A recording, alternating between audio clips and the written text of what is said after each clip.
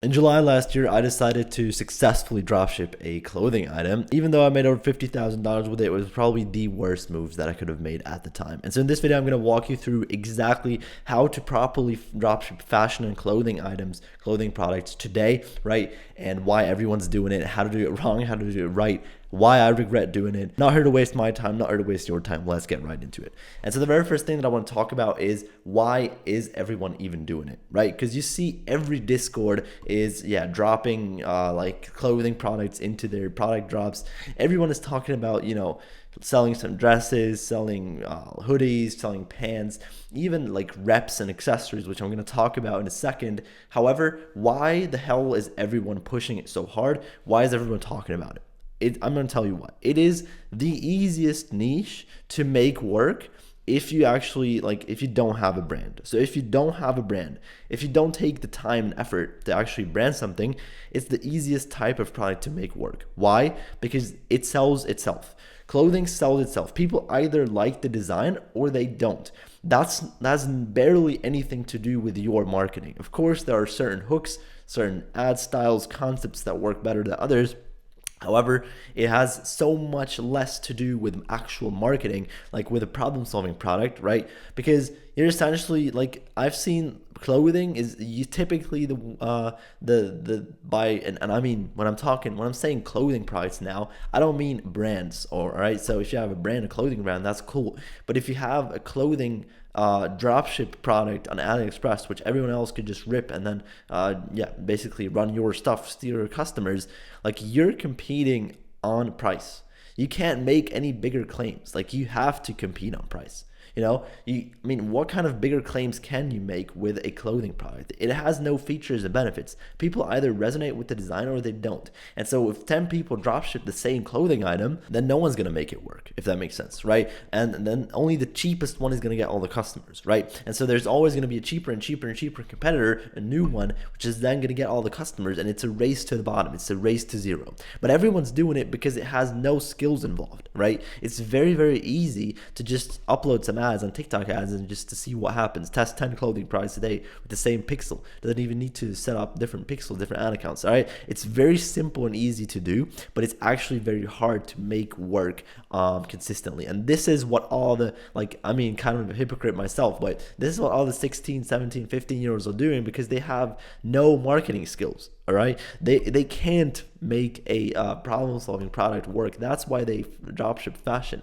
That's why they dropship clothing products. It's not because clothing is such a good niche to be in. It is a good niche. It does sell well, but it's terrible. It's terrible is to just normally dropship stuff. And I'm going to break down everything why. And the reason why everyone's doing it is really just because it's super easy, right? So it's like, if you don't have a winner, if you've never had a winner before, like, the fastest, shortest way to absolutely make some quick cash, right, is to just find a clothing product that's selling well somewhere, taking it somewhere else, and just running it up. But what is the skill involved in doing that? Right? Setting up a Shopify store. It's not the craziest, hardest thing to do in the world. And the thing is, if the barrier to entry is this low, right? That's not necessarily a good thing, because that means that you can, if you can make it work so easily, then everyone else can too. And I just said, it's a race to the bottom. Right? And so it's like nothing long term. It can't really work long term because, first of all, most products that are being dropshipped are dupes or reps, right? Clothing items that work nowadays. Look on PP ads, you're going to see it. Second of all, ads and creatives die super quickly, hyper quickly for clothing products. Again, because everyone is ripping each other's stuff. Like, you were probably ripping the ripped ads that someone ripped from rip. Every time you download it, it gets a little bit less quality or worse quality. And so with clothing, it's really the problem of it barely has anything to do with skill, and you're barely going to learn anything while actually doing it. Okay, unless you have a brand. And that's how I would approach it nowadays. So if you want to sell clothing, you should start a clothing brand, but you should not dropship clothing items like everyone's telling you to. And all these people on YouTube that are telling you to look for fashion products, look for clothing, look for shoes, look for dresses, all these people, they don't know how to properly market. All of their winners were clothing products, right? And you have to think about that in a way of, okay, are these people actually good dropshippers? Are they good at marketing? Probably not, right? Because if they don't have a clothing brand, if they just pump and dump clothing products, like a lot of people can do that, and a lot of people are doing that. And these products don't last a lot of time, all right? That's what I've seen for myself as well. Like my winter has lasted probably a couple weeks on TikTok, and then I had to dump it, right? So compared to Facebook, that's like 3 weeks normally. Facebook winter is like 2 to 3 months. All right. So I already did like completely everything wrong with that. And so what was my exact problem with it? So my problem, what my mistakes, my regrets with that winter. Obviously, I don't regret the money that I made. Of course not. I was selling it for super cheap, and that's why I got all the customers. There was no skill involved in doing that. Right? It was super easy to do. I had nothing to do really. I didn't like what type of work was that? I mean, sourcing the content, running the ads, okay, fair enough, but nothing else, right? There was no marketing. I didn't learn anything from that product. And so ever since then, I've pretty much only sold problem solving products, right? And that is actually where my marketing stuff improved, right? And clothing products, the problem is that people really run reps with it, and that's like the biggest problem. And what I also did wrong is the refunds, the returns, and everything. All these things were just terrible, right? Because a lot of people, as you know, ordered the same clothing product twice, and then 2 different sizes, send back one just to try it on, right? And you can write it on your website not to do that all you want. People are still going to do that. And if you don't have a very solid return policy, I mean, if you do have a solid return policy, you're going to have extremely high return rates. If you don't, it's going to be even worse because you have even higher chargeback rates. And that's exactly what happened to me. I had hella chargebacks. I got PayPal problems because I was running to EU. I got problems with my Shopify payments. I got problems with all these things. My ad account, like everything went down, and it was just, everything was downhill. Like it was terrible. And I realized, okay, this does not work, right? Even if you make money up front, even if you do get sales, it means nothing. And this is what you can learn from this video, is that never tell anyone, or at least like never ever respect someone only for their Shopify dashboards. Because one thing that I've learned is that Shopify dashboards mean nothing, right? A cool screenshot looks good, but at the end of the day, anyone who's been in ecom for more than 6 months knows that a cool flashy Shopify dashboard does not mean anything, and there's always much more behind that. What kind of product has he sold? How has he made it work? Is it a dupe? Is it a rep? All these things you have to understand are very difficult things to do, and there's barely any marketing involved in running a clothing product, okay? And my biggest problem, like I just said, is that people are telling you guys to run dupes, to run reps, and all these things. And so I want to break down why I believe that is the biggest problem in dropshipping right now. Basically, there was a time last year, it was kind of like at the end of the summer, fall, winter, whatever, when you could scroll on PP ads and you would only see reps. Everyone on TikTok was running reps, and then TikTok really started to get better at banning those ad accounts away like they fucking deserve it, right? And like people were coming up with the craziest stuff, like, oh, run virtual machine and set up this, set up that. And then, no, why has it ever occurred to you that you should just stop running reps at all? Like, that's the problem. That is the problem. The product that you're trying to sell is the problem. You can't sell a Dior bag. You can't sell a Prada sunglasses. I know people that faced jail time because of that. Is it really worth it? It's absolutely not. Like, reps is the life cycle of a dropshipper that sells reps is he runs the product for 3 days, then his ad account gets banned, right? He's probably scaled it up to like 10K days, and then he kind of takes his profits and then moves on to the next rep product. But you cannot call that a legitimate business. Like, I'm going to stand here, I'm going to say that is not a business. That is not a legitimate company, and it has absolutely nothing to do with actually running a business, okay? So you need to understand that. And reps and dupes are probably the most embarrassing thing that you can run. Do not do that.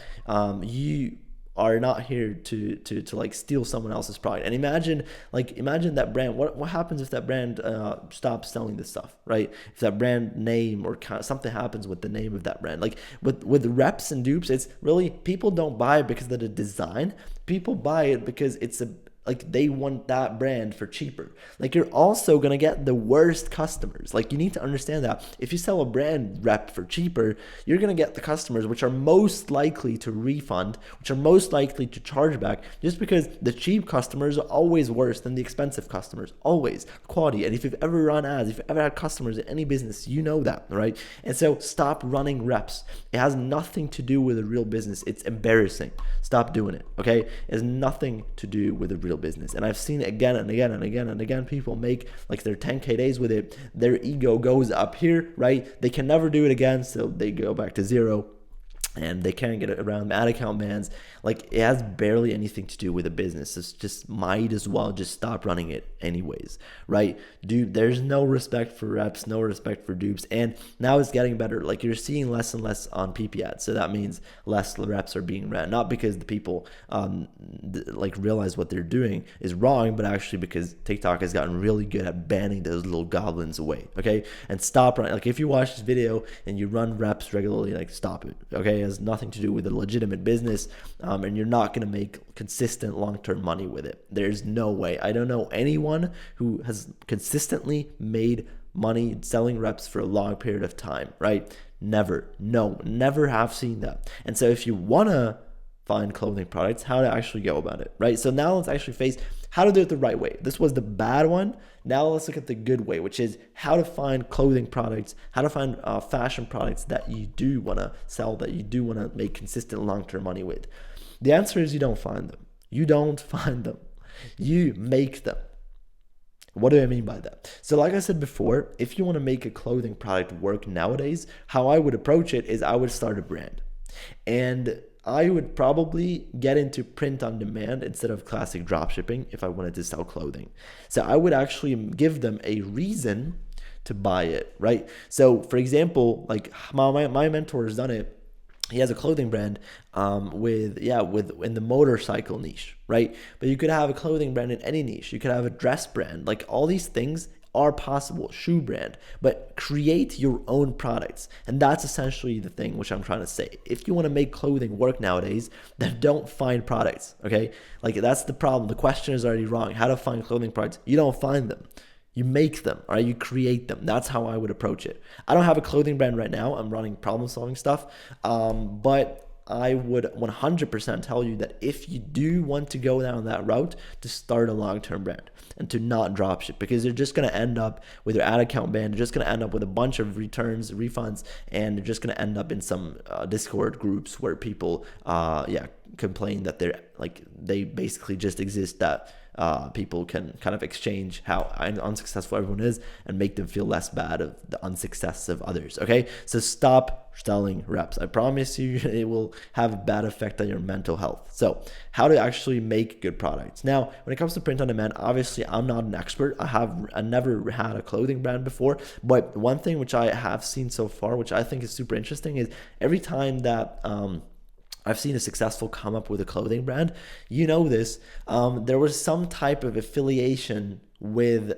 the founder, right? So there's the founder likely has some following, right? So if he has some following in a specific niche, passionate audience, then he can just create a clothing item for that niche, for that audience, and it will sell like hotcakes.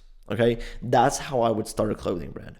I wouldn't really go ahead and completely like start it with paid ads. I'd probably start it with organic, with affiliates, whatever. But like every time that I see a very good clothing brand come up, it's usually when the founder is really, really relevant and really strong. Whereas with like a normal like problem solving dropshipping product, like the founder doesn't matter at all. Obviously, if you do founder ads, if you sit in front of the camera and talk, it's different. But like with a clothing brand, the founder himself is much more important, okay? You run some reps or something, never do that, okay? So what should you do instead? Look for actual problem-solving products. Look for products that actually do something in the minds of their customers, because then you're gonna learn all the marketing skills. Everything's gonna happen to you. You're gonna face less competition, less back-end issues, and you're gonna be able to focus more on what's actually relevant, which is the offer and the ads. And you need to get those two things dialed in. And then once you have the skills, you can do whatever you want with them. Because if you have money, if you have skills, then later on, you can actually contact someone who has a following following in a specific audience and monetize that audience with a clothing brand if you wanted to, right? So, and now that you don't know anyone probably who has a big following, you probably don't have a big following yourself, it's going to be very hard to start a clothing brand. Right? That's what I'm saying. I wouldn't recommend you to start a clothing brand if you have 0 followers, right? Obviously, like I just said, the founder is probably the most important factor within something like that. So you have to get that really dialed in. You have to understand that that's the most important part.